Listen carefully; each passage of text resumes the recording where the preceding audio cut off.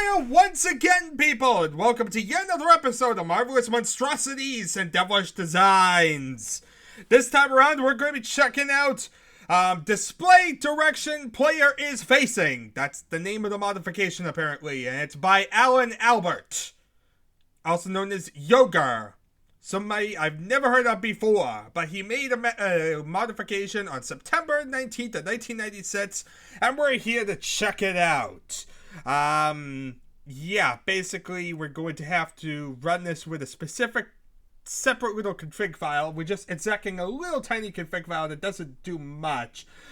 Basically all it does is it sets basically some aliases to essentially have something whereby when you do show scores, you're also hitting a certain impulse key.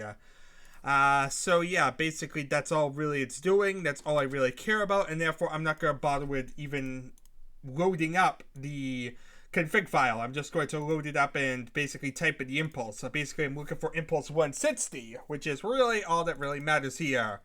As said, this is a simple little modification, nothing really fancy here. We're just checking it out because it's another little modification. It's a little different than what we've seen, so needless to say, let's load this thing up and see what exactly we're in for.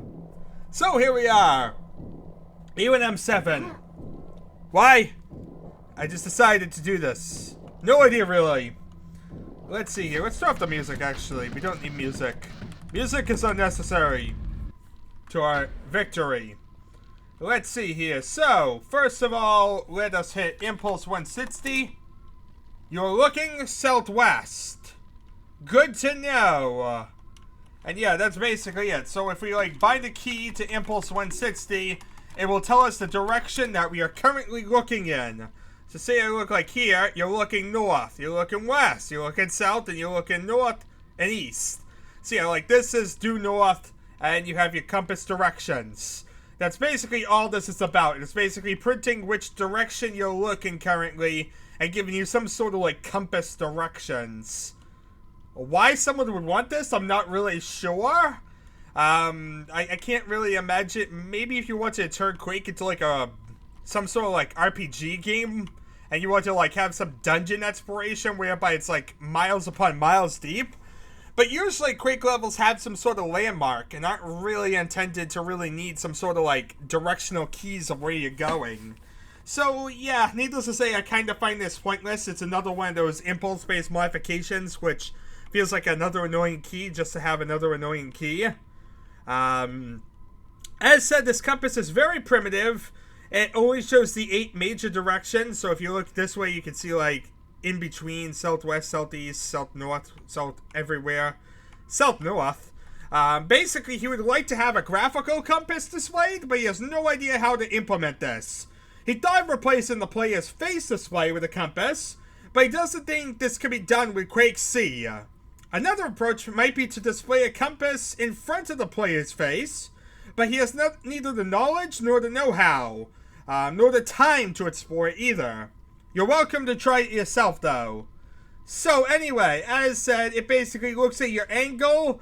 So basically, if your angle is 0, he assumes that means north. So that's how basically it all works and how you get your directions. As said, this is a really basic modification. It's his first Quake C mod. He plans to do more, blah, blah, blah.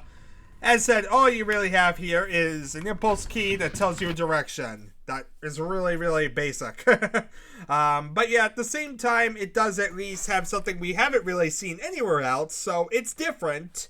It's just not something I really see it being that useful in any real direction.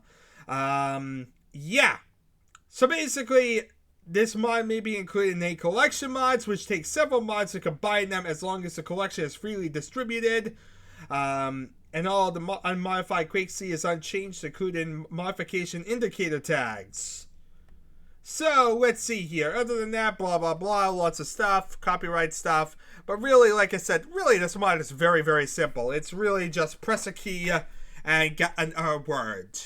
you can't really get more simpler than that. But like I said, it was a modification that was a little bit different. I felt therefore it was worthwhile to check it out. And we don't get enough of these Marvelous Monstrosities and Devilish designs. It's been so long since we really had a bunch of them.